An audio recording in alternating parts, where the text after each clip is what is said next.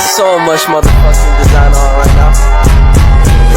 Bring it down, make it clap. I got 3 old thoughts, new guap, wearing that thing. Bitches on my line, and you know haters talk, but there's nothing you can tell them. Just made $1 million, got another million on my schedule. No platform, nigga breaking hearts. No keys, push the start. Yeah, you know what it is. Everything I do it big. Yeah, screaming that's not. When I moved on the lot, that's not. Trapped in my town, ain't seen you know everything. Black and yellow, black and yellow, black and yellow, black and yellow. I put it down from the whip to my diamonds. I've been black and yellow, black and yellow, black and yellow, black and yellow. Yeah, you know what it is. Everything I do. Assalamualaikum warahmatullahi wabarakatuh. Kami dari kelompok 2 ingin memaparkan materi tentang konsep permintaan dan konsep penawaran. Sebelumnya, izinkan kami memperkenalkan diri. Nama saya Rahman Hidayah. Nama saya Devi Tridayanti. Nama saya Adil Rahmani. Nama saya Rizka Nurhalinda. Nama saya Sabila Karimah. Selamat menyaksikan. Nama saya Rizka Nurhalinda. Di sini saya sebagai pemateri pertama akan menyampaikan tentang pasar dan persaingan. Pasar merupakan tempat orang berjual beli, bertransaksi, dan erat hubungannya dengan aktivitas ekonomi.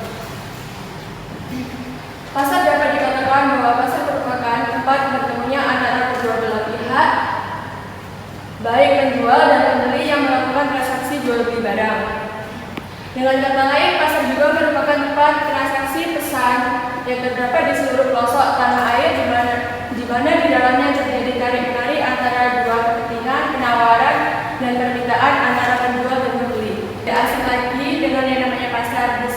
Di setiap pedesaan atau perkotaan pasti ada pasar, dan setiap pasar itu memiliki ciri khas masing-masing. Setiap pasar itu pasti sudah tidak asing lagi, pasti memiliki persaingan. Setiap penjual bisa menjual pakaian atau persaingan dalam kamus manajemen adalah usaha-usaha dari 2 orang atau lebih perusahaan yang masing-masing bergiat memperoleh pesanan dengan menawarkan harga atau syarat yang paling menguntungkan.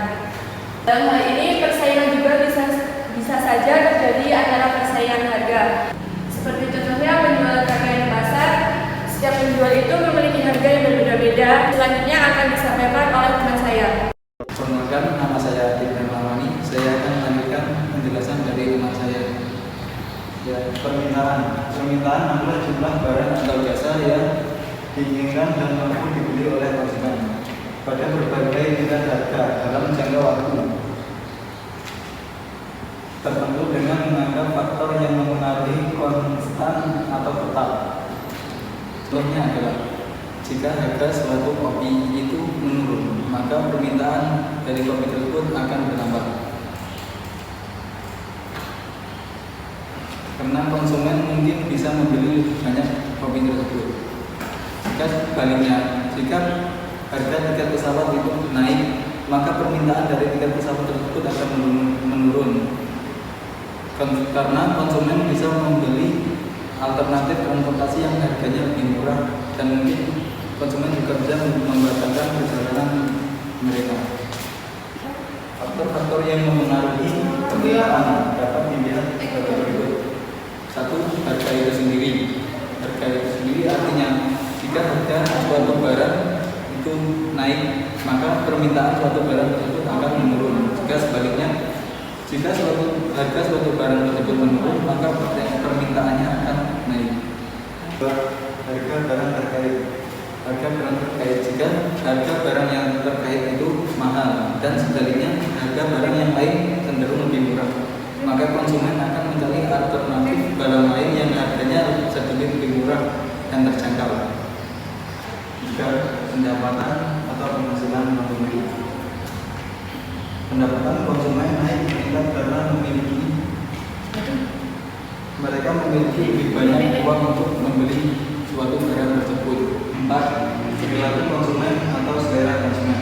Perubahan tren preferensi atau selera konsumen itu dapat mempengaruhi secara signifikan suatu permintaan.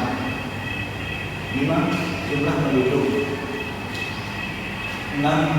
Ketersediaan dan harga barang sejenis mengganti dan berlengkap.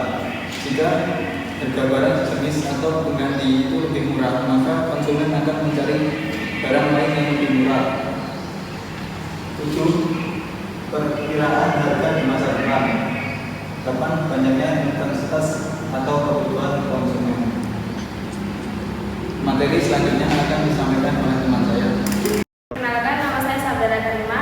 Di sini saya akan menjelaskan jenis-jenis permintaan untuk daya belinya. Yang pertama, permintaan absolut adalah permintaan yang didukung oleh daya beli, atau dengan kata lain, permintaan terhadap suatu barang yang tidak disertai dengan kemampuan untuk membelinya. Contohnya, seorang pengangguran yang ingin membeli sebuah mobil. Nah, yang kedua, permintaan potensial adalah permintaan yang didukung oleh daya beli namun belum melaksanakan pembelian tersebut. Dengan kata lain, permintaan terhadap suatu barang disertai dengan kemampuan untuk membeli, tetapi untuk sementara waktu seseorang tersebut menunda pembeliannya. Contohnya, seseorang mempunyai uang sebesar 500.000, kelak dia akan membeli sebuah buku. Yang ketiga, permintaan efektif adalah permintaan dari konsumen atau pembeli yang didukung oleh daya beli, atau permintaan yang didukung oleh daya beli atau memiliki kemampuan untuk membeli. Contohnya, seseorang yang memiliki uang sebesar 100.000, saat itu ia ingin membeli sepiring bakso. Nah, jenis-jenis permintaan menurut pelakunya.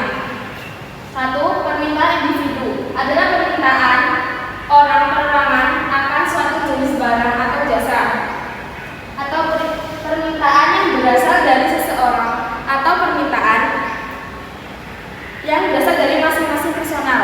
Adapun dua syaratnya, dia memiliki kesediaan untuk membeli dan memiliki kemampuan untuk membeli. Yang kedua, permintaan pasar adalah permintaan akan suatu barang atau jasa dari sekelompok orang pada waktu tertentu, harga tertentu, dan situasi tertentu.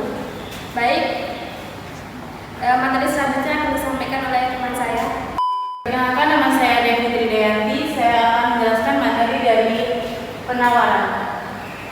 Juga asing juga ya untuk kita tuh arti dari penawaran. Penawaran adalah jumlah barang yang produsen ingin ditawarkan atau dijual pada berbagai tingkat harga selama satu periode tertentu dengan menganggap faktor yang mempengaruhinya konstan atau tetap.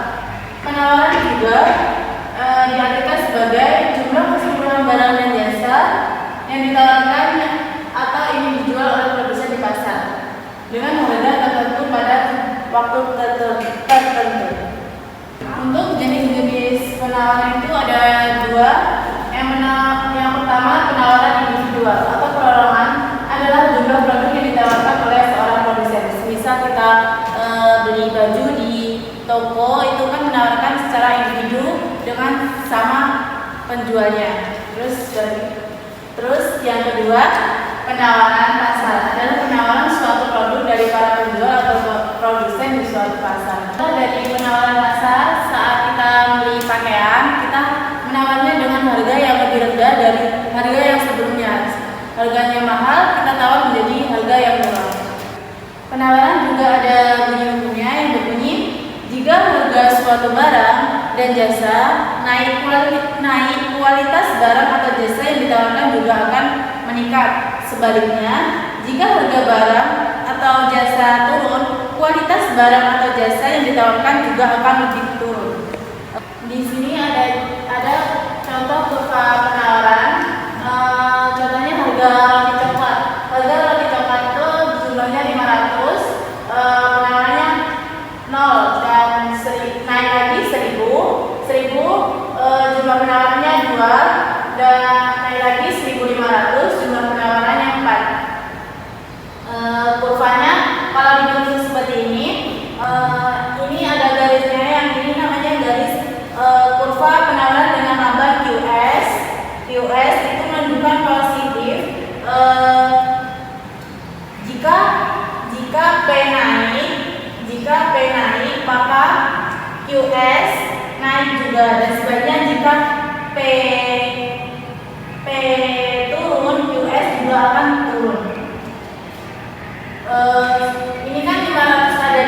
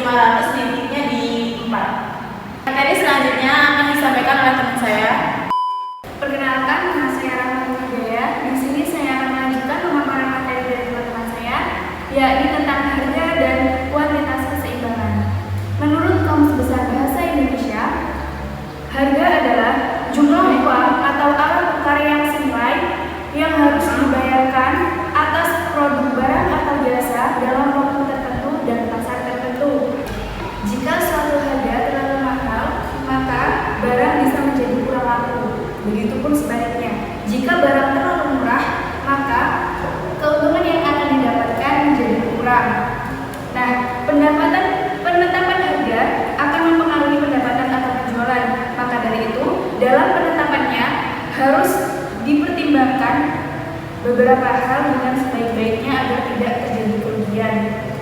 Pada dasarnya, proses terbentuknya harga terjadi ketika tercapainya tingkat keseimbangan antara permintaan dan penawaran.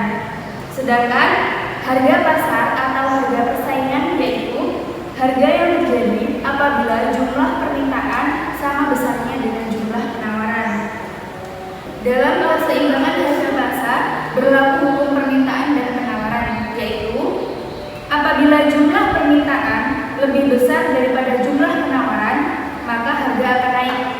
Sedangkan jika jumlah penawaran lebih besar daripada jumlah permintaan, maka harga akan turun. Di sini sudah saya tuliskan rumus harga keseimbangan, yaitu QD sama dengan QS, yang keterangannya QD adalah jumlah permintaan barang, sedangkan QS adalah jumlah penawaran barang. Nah, di sini sudah saya paparkan contoh. P ini adalah harga barang. Di sini harga 250, penawarannya 10, sedangkan permintaannya 40. Dan di bawahnya harganya 255, penawarannya 20 dan permintaannya 35. Yang pertama kita hitung adalah fungsi penawarannya. Nah, di fungsi penawaran ini yang pertama kita tulis adalah harga keseluruhan yang tercantum di dalam tabel ini. Kemudian kita kurangkan dengan harga awal yaitu 250. Begitupun dengan penawarannya, kita tulis semua yang ada dalam tabel, kemudian kita kurangkan dengan penawaran yang pertama. Lanjut, 250 ini tetap turun, kemudian 255 dikurang 250 tersisa 5. Yang US 10 nya turun, 20 dikurang 10 sampai dengan 10. Selanjutnya yang 5 ini turun ke bawah. P 250 pindah ke sebelah kanan, begitu pun sebaliknya yang IS 10 pindah ke sebelah kiri. Lanjut, 5 IS 50 sama dengan 10 P dikurang 2500. Nah, 50 ini didapat dari 5 dikali 10, sedangkan 2500 ini didapat dari 250 dikali 10. Kemudian turun ke bawah, 5 QS sama dengan 10 P dikurang 2500 ditambah 50. Nah, untuk mempermudahnya itu 5 QS nya turun. Kemudian kita dapatkan yang ada angka P-nya. Nih, 10 P-nya turun ke bawah sini. Terus kita kurangkan 2500. 2500 dikurang 50 dari sini. Nah, ketemu hasil 5 QS sama dengan 10 P dikurang 2450. Nah, kemudian turun ke bawah, kita tulis angkanya dulu, kita tulis hurufnya dulu ya, QS sama dengan. Nah, 2P ini didapat dari 10 dibagi 5. 10 dibagi 5 hasilnya 2P.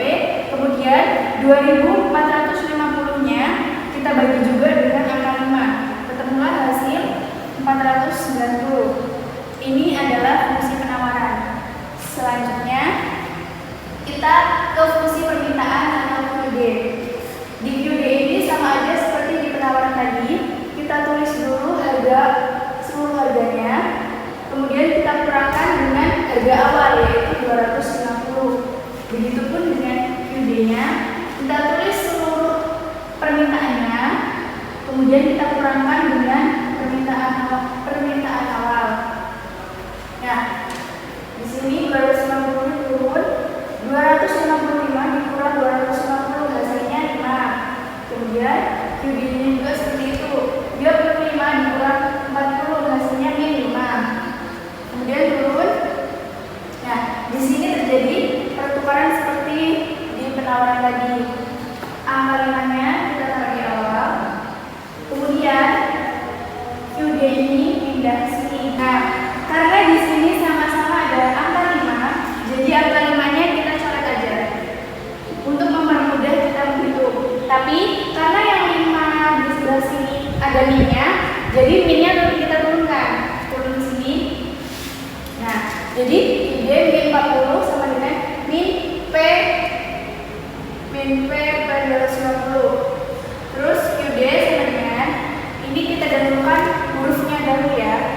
Min P kita masukkan pertama, kemudian kita tambahkan 250, kemudian kita tambah 40. Hasilnya QD sama dengan min P plus 290. 290 ini didapat dari 250 ditambah 40. Nah, ini adalah hasil dari fungsi permintaan. Nah, nggak cuma sampai di sini, masih ada lagi hitung-hitungan untuk menentukan harga keseimbangannya. Nah, di sini kita jadikan satu ya, seperti di rumus. Ini kita masukkan terlebih dahulu fungsi permintaannya, kemudian baru fungsi penawarannya. Ini fungsi permintaan, ini fungsi penawaran. Nah, dari sini angka 290 kita pindah ke sebelah kanan. Jadi yang awalnya plus dia berubah jadi min. Kemudian 2P-nya dari sebelah kanan kita pindah ke sebelah kiri. Otomatis tandanya berubah menjadi dari plus menjadi min. Nah, lanjut. 3P ini didapat dari P1 ditambah P2. Karena di sini tandanya min dan min, jadi tandanya min dan tandanya plus. 1P ditambah 2P sama dengan 3P. Nah, 780 didapat dari 490 ditambah 290. Ini juga sama, tandanya min dan min, jadinya plus. Tapi tanda ini ikut ya. Nah, kemudian min 3 ini kita pindah ke sebelah kanan. Jadi P sama dengan min 780 dibagi min 3. Hasilnya yaitu 260. Ini adalah hasil akhir dari perhitungan kita tentang harga